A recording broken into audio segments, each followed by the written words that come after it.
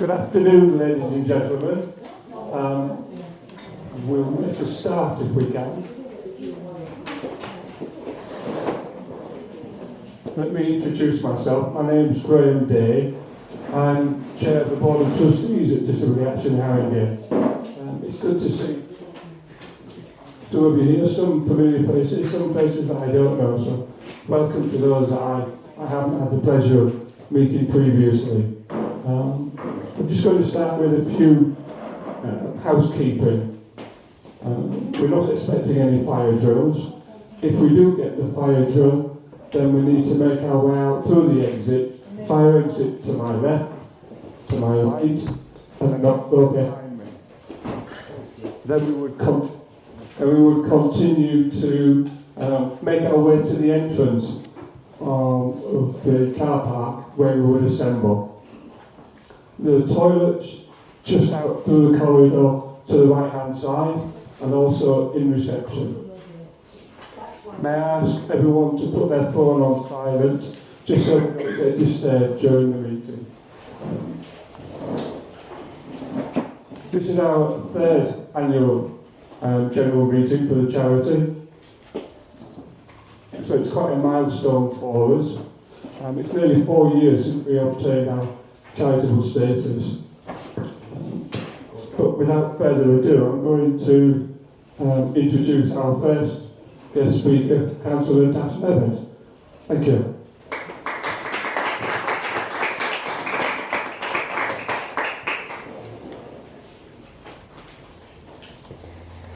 Thank you very much, Graham.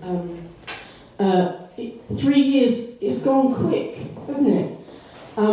I'm really, really proud to be here and to count myself as someone who has done some of the Disability Action Haringey social model of disability training.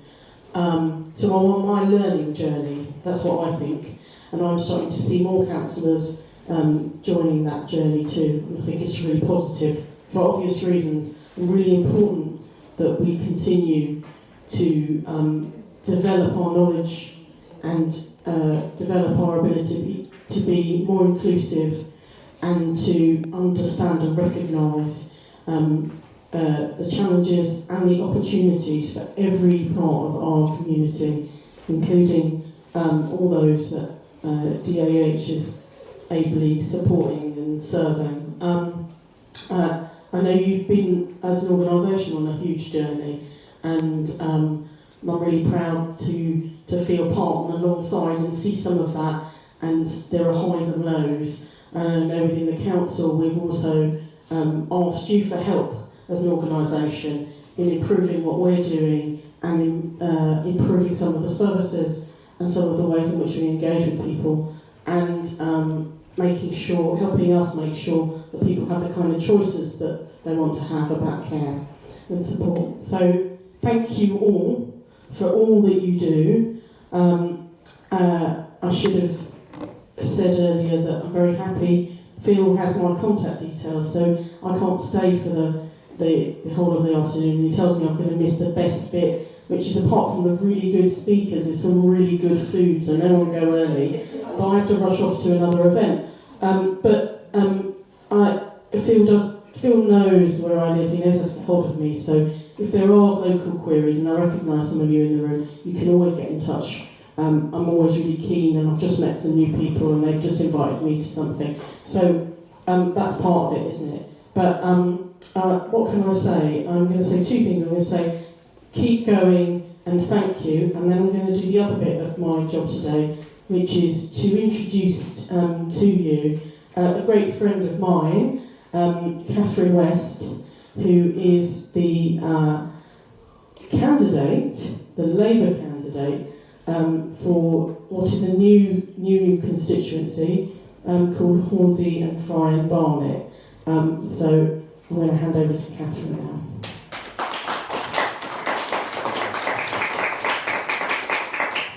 Thank you very much, Lucia, and also thank you, Chair, for inviting me today and allowing me still to come, even though I'm not an MP, I'm a candidate. One of the things I'd like to do is to listen so that I can feed back to our leaders in Parliament about what your priorities are. And I will tell you a little bit about the work that I've done as a constituency MP. It's not a hustings and it's not fair because other candidates aren't here to say she's awful or whatever, but just to say that myself and one of my caseworkers who's here, Hina, we see and speak to a lot of people with disabilities in our constituency work.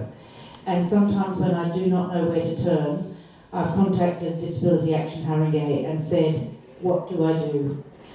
We had one particular case in the last 12 months where somebody's insurance on their wheelchair had been affected, and we didn't know how to replace this wheelchair, which cost about £1,000.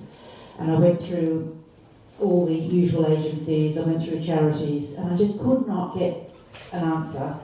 And in the end, we managed to then make a second kind of face-to-face appeal to the Whittington, and we managed to find a route through. Whether they used the Whittington charity, I'm not sure, but it was one of those situations where it required specific expertise.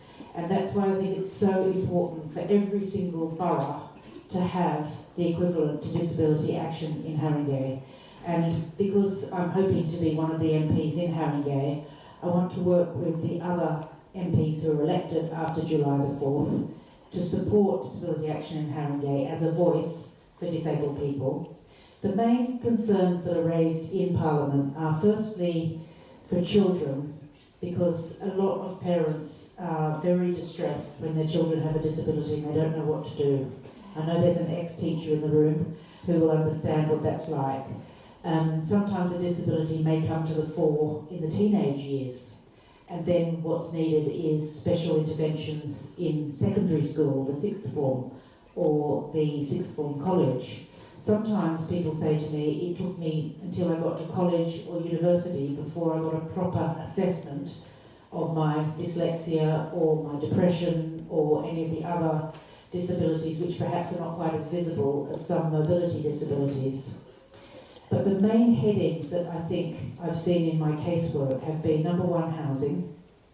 And I regularly speak to Homes for Haringey and to all of the registered social landlord providers like Clarion, L&Q, Quadrant, Metropolitan, all the different housing associations, which sadly I feel disability has gone down their list of priorities since 2010.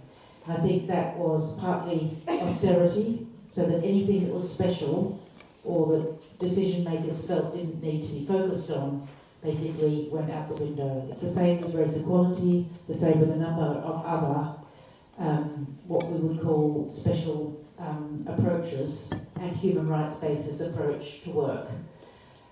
We then had a period in Parliament where we focused exclusively on Brexit and talking about trade and whether it was better to trade with Europe or trade with other countries. And while we were having that very top-level debate and all those votes in and out of the chamber, disabled people's issues were not being as heard as much because nothing was being decided. It was just ping-pong from one side to the other. And then since 2019, obviously COVID really underlined how disabled people were doubly or triply affected by the cessation of services, by the fact that so many health professionals retired who knew conditions. So for example, in the area of sickle cell, where we've been talking to sickle cell campaigners here briefly, that just basically fell off the agenda because it was as though if we could just have any doctors or nurses in the health service, we should be pleased. So a lot of specialisms, people retired.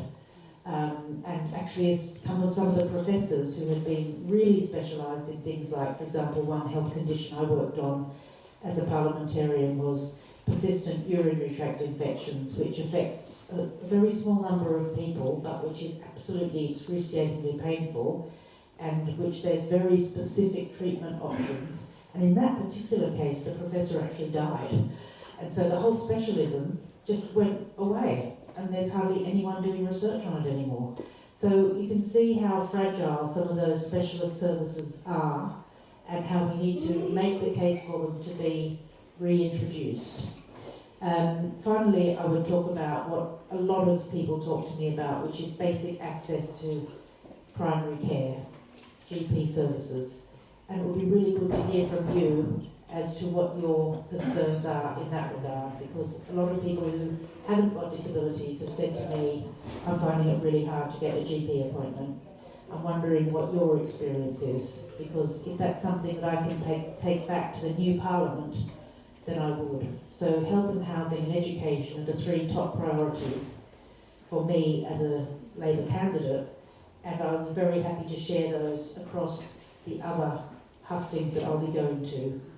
We are actually having a hustings for carers as well, which is a bit later this month, and that's at the Abide Centre in the patch where I'm going to be the candidate over in Hornsey, and that's actually a very useful forum for me to do some more listening, to hear about what it's like from a carer's point of view about supporting their loved one with whatever their condition is.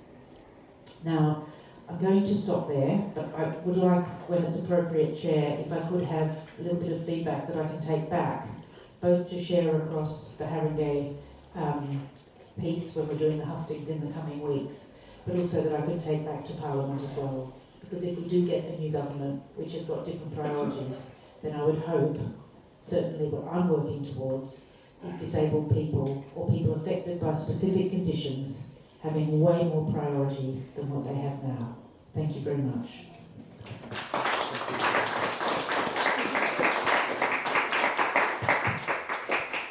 I think that just shows the need for the charity here within Haringey.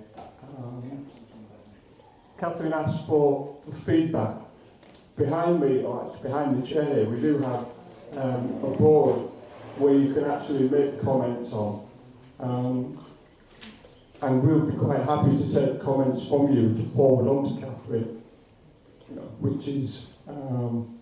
which will help with those things that are coming up. We're now going to turn to the next item on the agenda, which is the Trustees' annual report and the charity's accounts. Just bear with me while I battle with this microphone, trying to get it in the correct position so you can all hear me.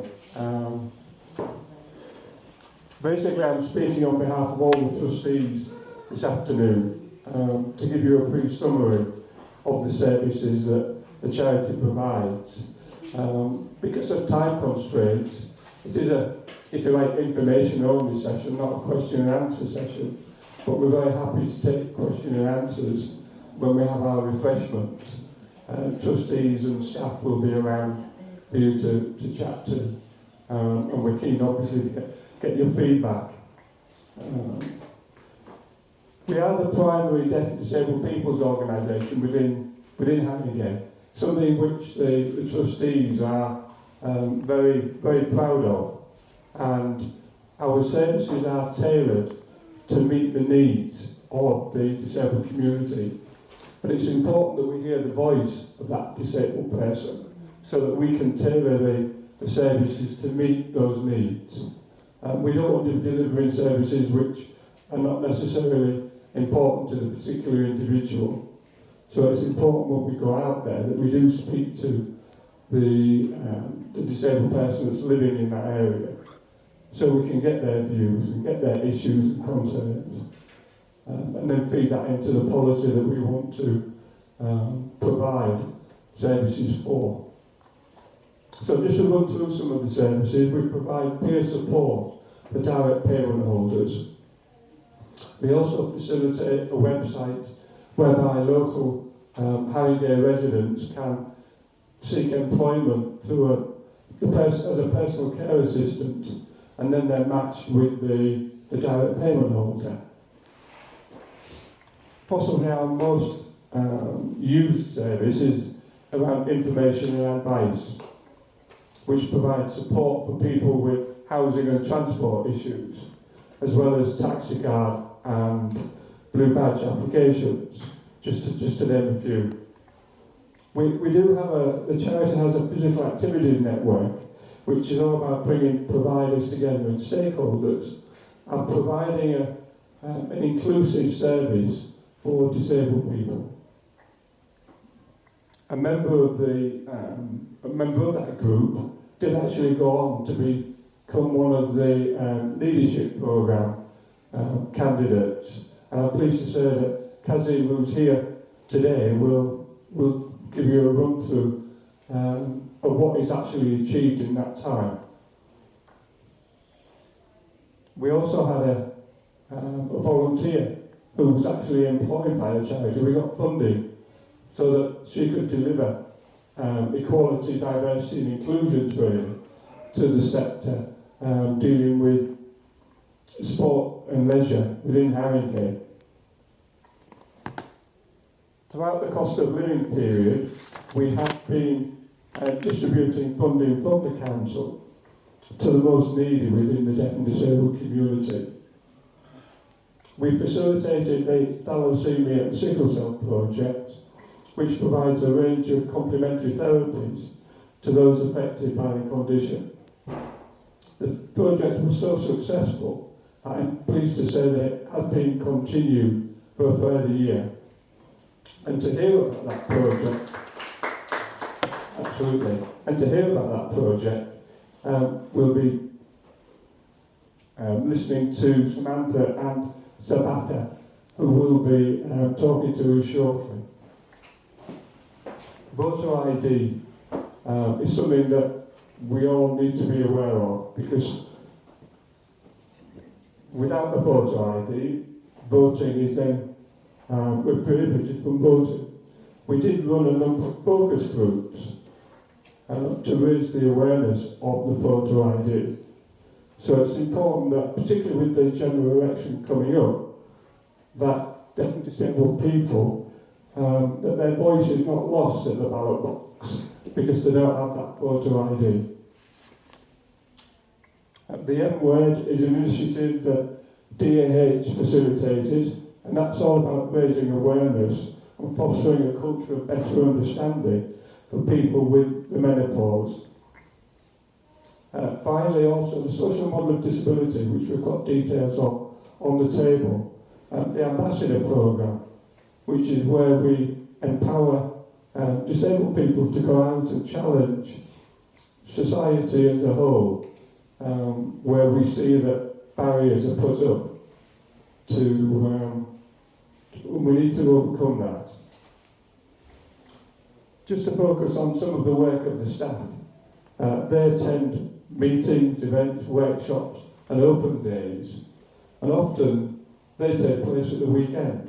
So they give up their time freely at the weekend to raise the voice of disabled people within Haringey, and also to spread the word and to raise awareness about the charity. If I can turn now to a more formal part of the meeting, where we'll need some participation from members. It's the accounts for the charity.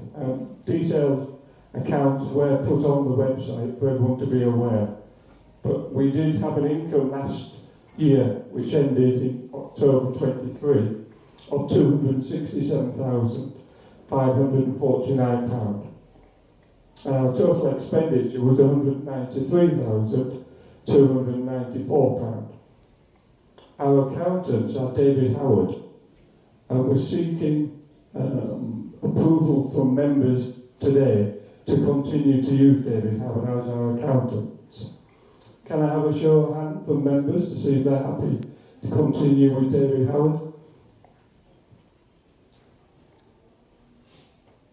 Yeah, okay, thank you. Thank you for those members. So David Howard will be our accountant going forward.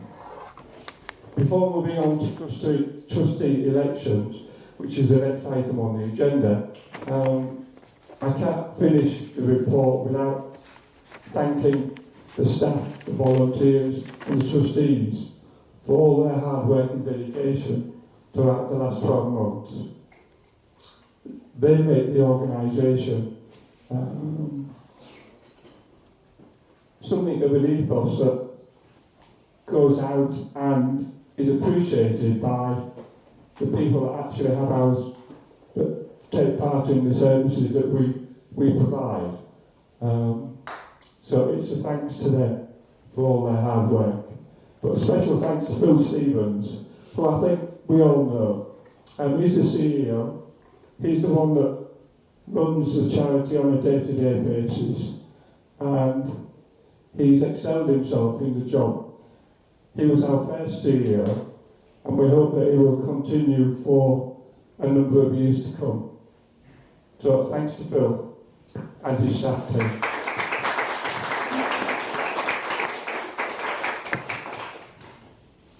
Okay, we're going to now look at the next item on the agenda, which is the trustee elections.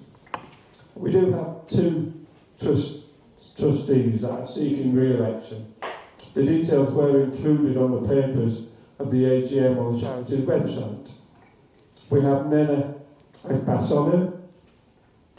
Nena actually sends her apologies. She's not able to come today. She does work full time and couldn't get the time off. Nena was appointed in July last year, and because of her financial background, she has served as a treasurer trustee.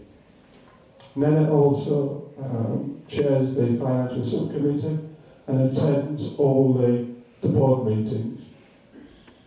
Our second trustee, Natalie Easington. Is Natalie with us? She is, and once again, she's a full-time working individual who was unable to obtain the time off of work. And it's, from our point of view, it's really important that we acknowledge and understand the importance of being able to operate in a way that meets the needs of disabled people that also work, and having that flexibility as an organisation to take that on board. So she sends her apologies, and that's the reasons for her absence. Okay. Natalie is actually a very new trustee. She hasn't actually attended any meetings, but she has taken part in email correspondence between the trustees. So the recommendation is that both Nena and Natalie are reappointed as trustees, but I've got to go out to the members to confirm that recommendation. Now, when you came in today, you were given two cards, one red and one green. Did everyone receive a card?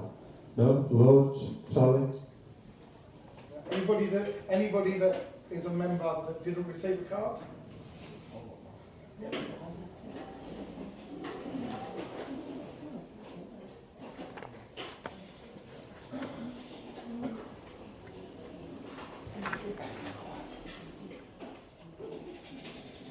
Loads?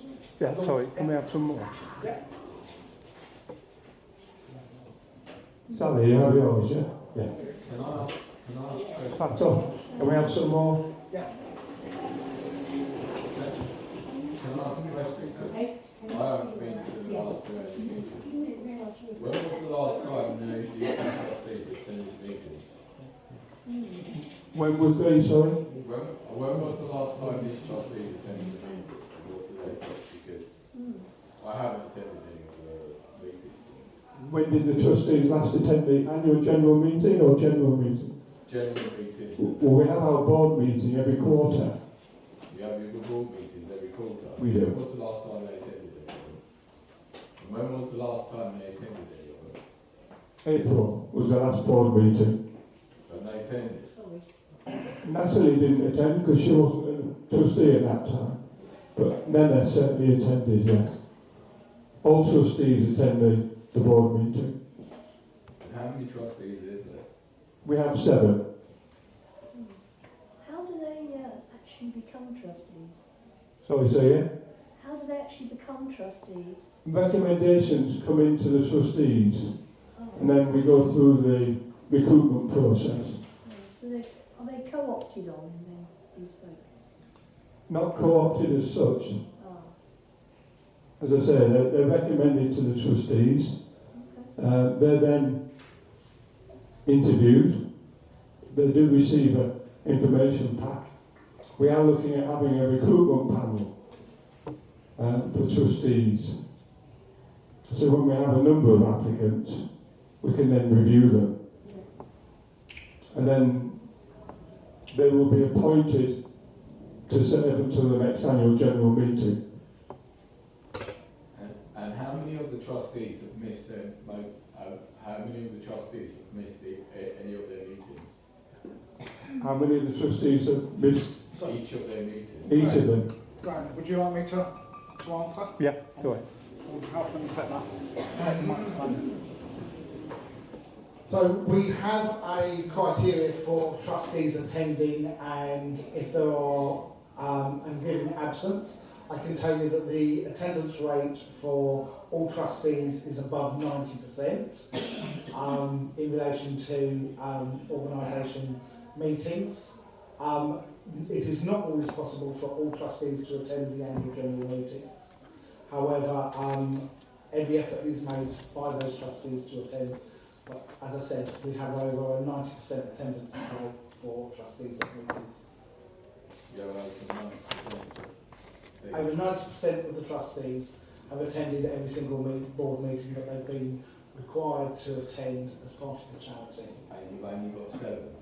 We do only have 7, and we do have an active recruitment programme, and we advertise for trustees, our applications to become a trustee in the newsletter every month, and we also Which I haven't been to.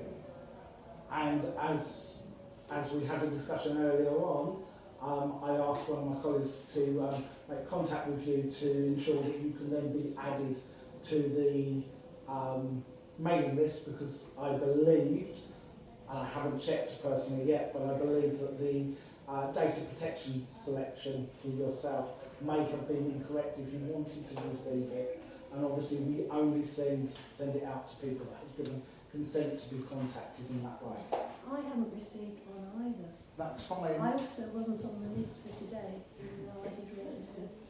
Okay, I can apologise that you weren't on the list today, and in relation to not receiving the newsletter, once again, I can check what the settings are set for you as a member in relation to receiving information, because that would be the only reason why you wouldn't have received the notification or the newsletter. But I'm happy to take I that didn't forward. receive But as I say, for today either. the trustees have been very committed to the organisation and have delivered exceptionally well for the organisation, and I'm very proud of each and every single trustee that we have on the board. Right, okay. Thank you, Graham. Thank you, Tom. Okay, if we can return to the trustee elections. First of all, Nana, our trustee treasurer. Can I have a show of hands if you'd like to put your let's have green cards. If you're happy for Nana to be reappointed as trustee, can you please show a green card?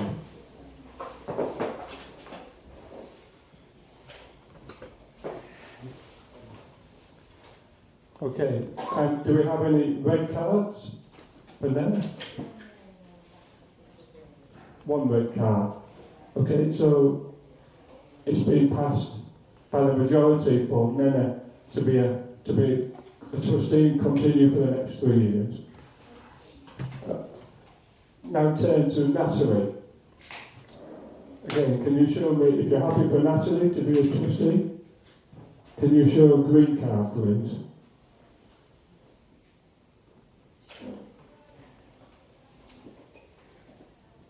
Okay, thank you. Any red cards? No, so the vote is unanimous for Natalie. Thank you for that. Right.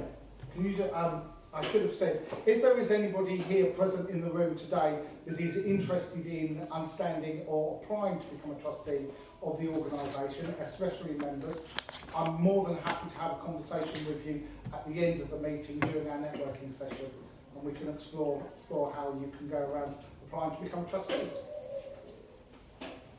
Thanks, Bob. Okay, the next item on the agenda, we have some special guests. If I can first of all ask Samantha and Sabati to come forward to talk about the thalassemia and sickle cell project, please.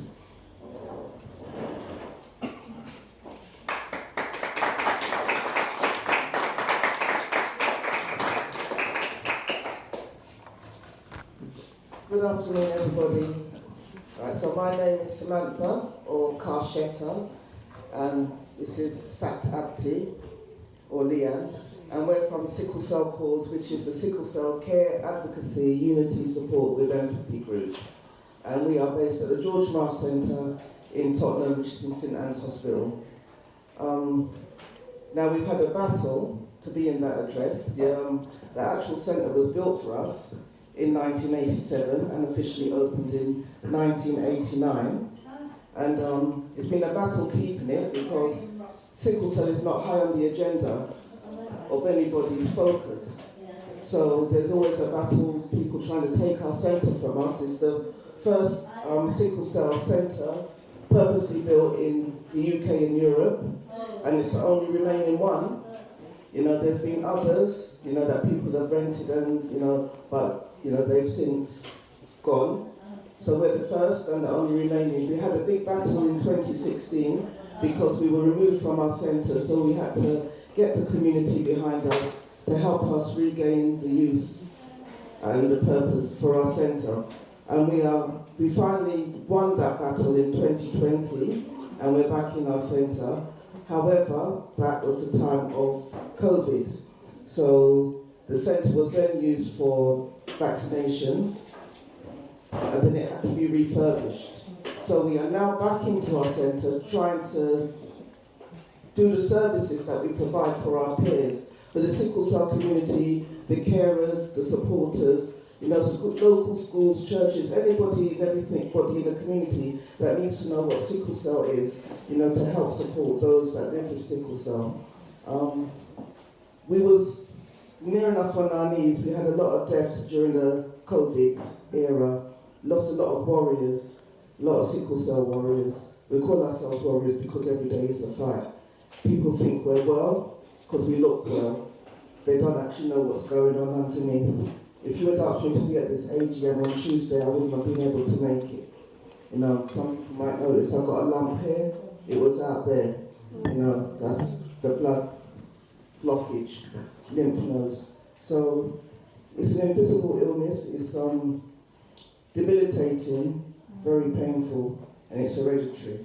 You know, but we won back our centre, and now we've got our services running, skeleton, but we wouldn't have had that if disability action didn't come into our lives. They came in at a time that we really needed help and support.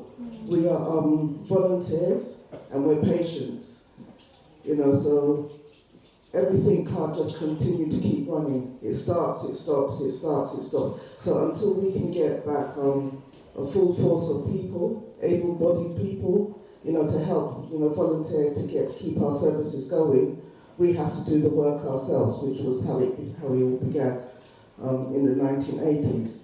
But having said that, Disabilities Action came and they supported us. They supplied the funds for us to run many programs, and they're still with us to this day. We wouldn't have been able to survive the last year with our services if they hadn't come into our lives. I'm going to ask Itapti to speak about what those workshops and services are. Hi, greetings everyone. My name is Sat Apti, also Leanne, and I just want to say thank you for having us, firstly. I know the chair spoke and he mentioned some of the qualities and values of Disability Action Harringay, and I can say, as a chairperson of Sickle Cell Cause, those values really were executed or displayed or extended to us. We was asked, what do we need? What do we want? What's going to be helpful for us? How is that going to be helpful for you? And how can we work together to make sure that we're meeting the needs of the people that we're trying to serve in this situation? And the services that were rolled out in terms of therapeutic counselling and therapies benefited our members greatly. And my mum, she's my mum, has also expressed the time that we was in, trying to galvanise our energy, being warriors, dealing with, you know, social issues, financial issues, all of what the world's kind of going through. Those services really helped get us onto our feet. And as a peer-to-peer support group, it is important for those leading the support group to be standing firm and strong. And I would say that we've been assisted from the top, and it's going right down to our members. And it's really helped bring us together to galvanise our energy to continue our fight and our survival.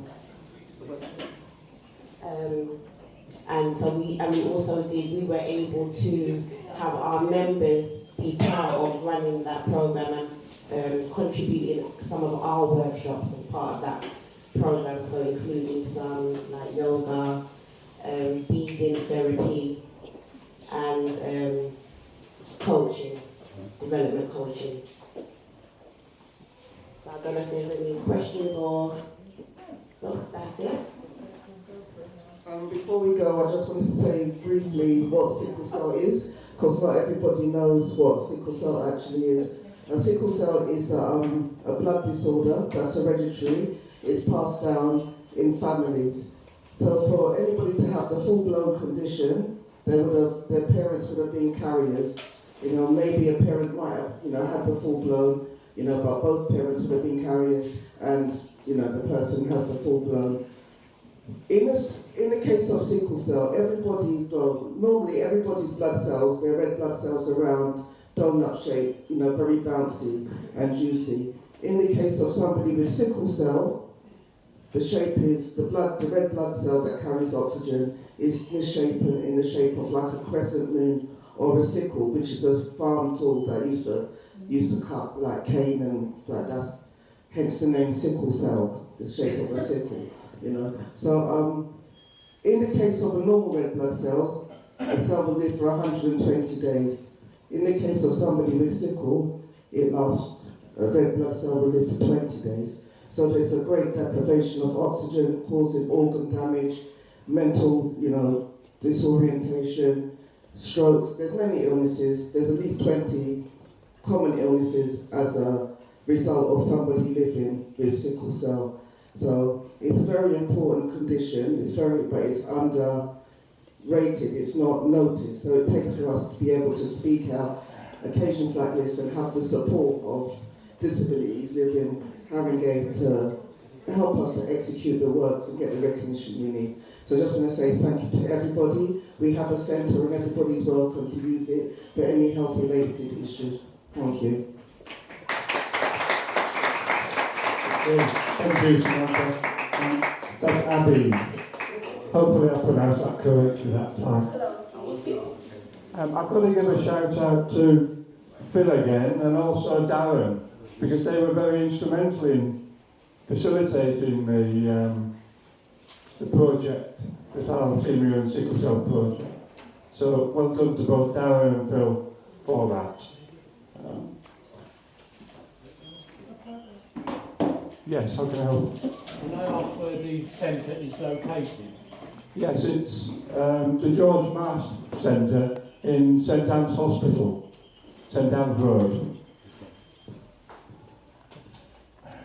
I'm now going to ask Kazim to come up. Kazim got himself onto the leadership programme for Inclusion London.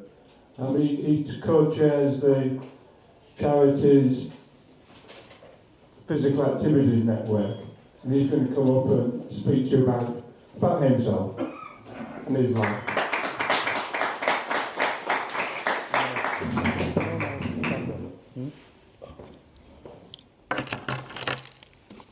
Hi everybody, my name is Kasim.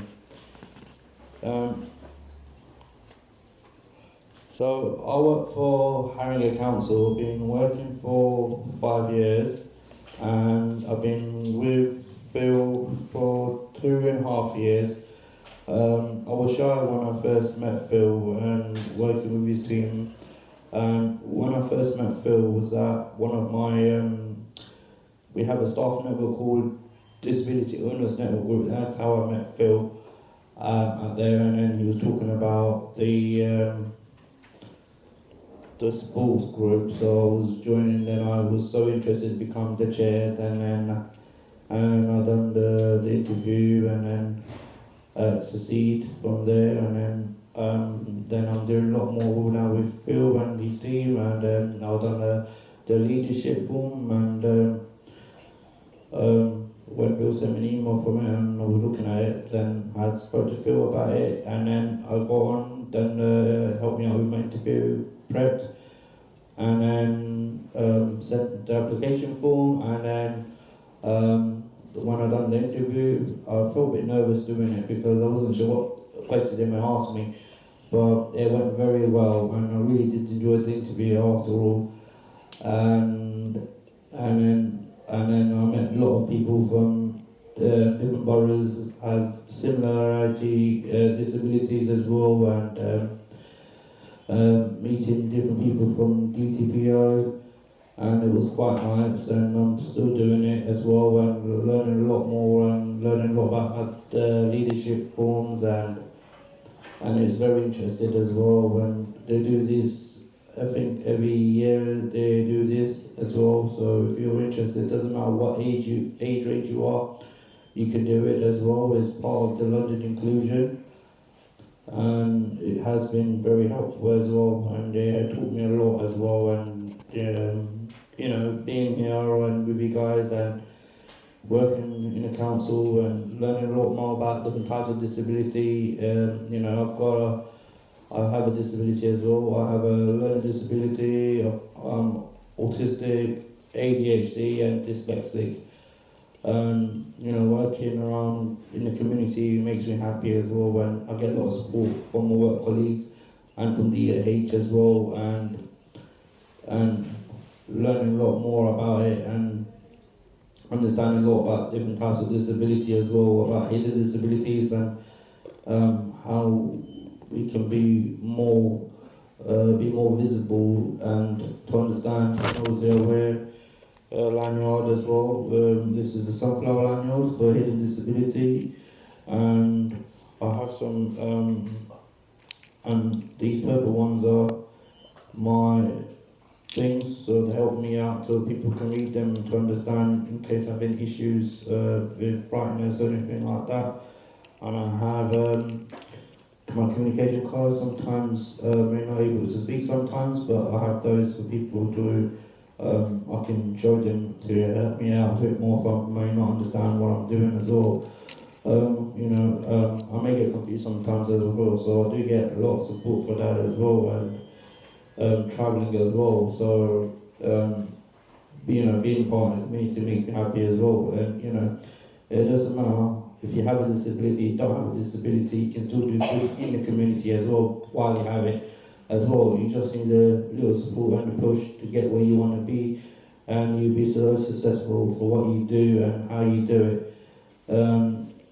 You know, it's great really, because I do lots of projects. I'm part of the Transport for All as well, so I do a lot of work with them as well to making sure we are doing a lot of great work for the TFL and Metropolitan Police and London Fire Brigades as well. Because why do I like doing these things is my voice represents everybody in the disability community, to making sure we do the best as we can do to show our face and to represent, and making sure the Equality Act 2010 are meant for everybody. So thank you for your time.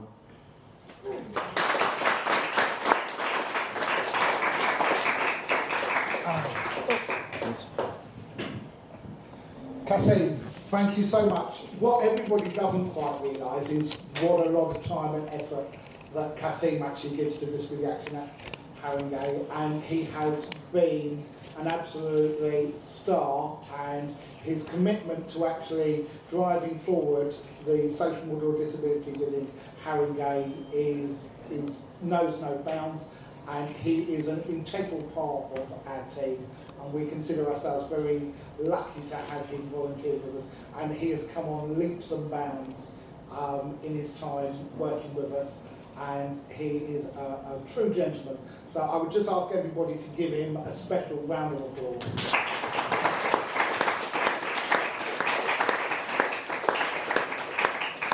Thanks, Cassie. That's all right.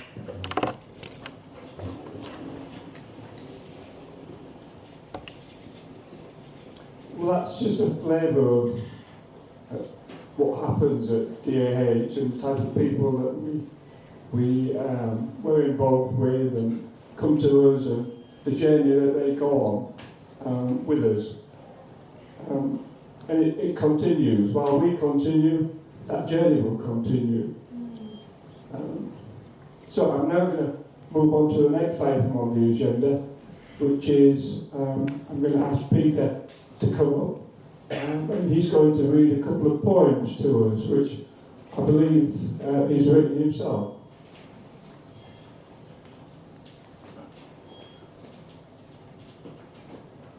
He's probably going to be aided by his friend Patricia.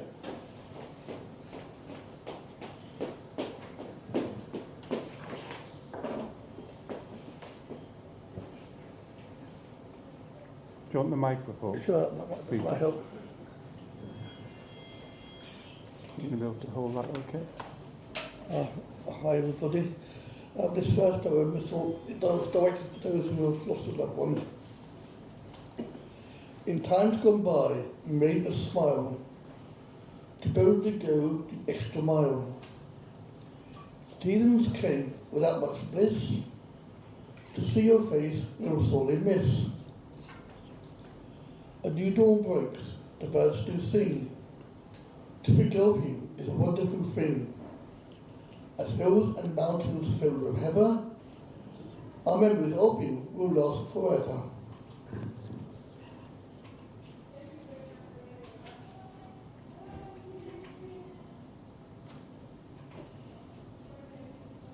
The second one is around nature.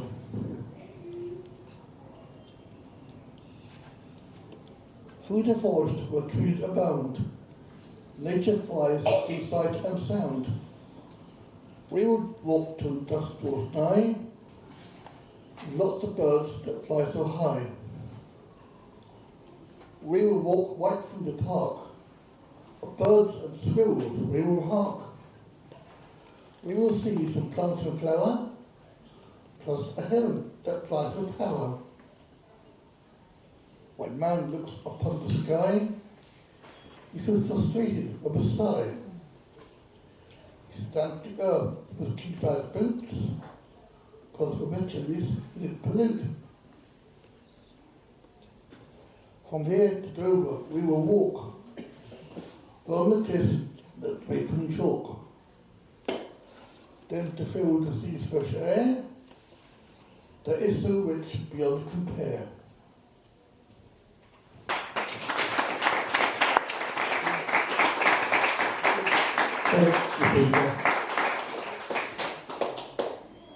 Before we close, Phil, do you want to have a few words or? I do.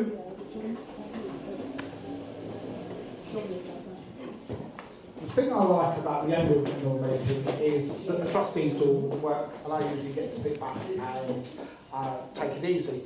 But we've got a couple of events coming up across the next month that I really wanted to highlight to you. We have put posters on each of the table and there's some delivered. The first one is around our social model disability event that will be taking place online. And I really should have one in front of me because I'm terrible for remembering dates. So it's the 19th and you'll be able to register and join us to understand a little bit more about the social model of disability and experience some of the training opportunities that come as being part of the social model of disability here in Haringey. The next event is centred around the general election. We're very pleased at this Reaction Haringey that we've organised an election hustings where representatives from 4 of the parties will be coming along. It will give them an opportunity to tell you a little bit about what them and their party are planning for us as a community and what they're committing to actually deliver for us. But it will also, more importantly, give you the opportunity to raise questions and challenge them about what it is that they're going to be able to deliver for us. And now our third and final event is our direct payment users forum. This is very much centred around anybody that is either an existing direct payment holder or anybody that is interested in giving their community-based care care delivered for a direct payment and want to find out more about how it works. And it's supported by peer supporters. They are direct payment holders themselves, and whilst we as an organisation will give you independent advice and support around it, sometimes it's good to actually hear from somebody that is living that experience, and our peer supporters will do that with you. And that meeting takes place on the last Tuesday of every month here at the Winkfield. So I'd really like to thank everybody for coming along. Thank Graham for all of his hard work as the chair of our board of trustees, and all of our trustees for the time and effort they put in to supporting Disability Action Harrogate exist here within the borough to support you, the community.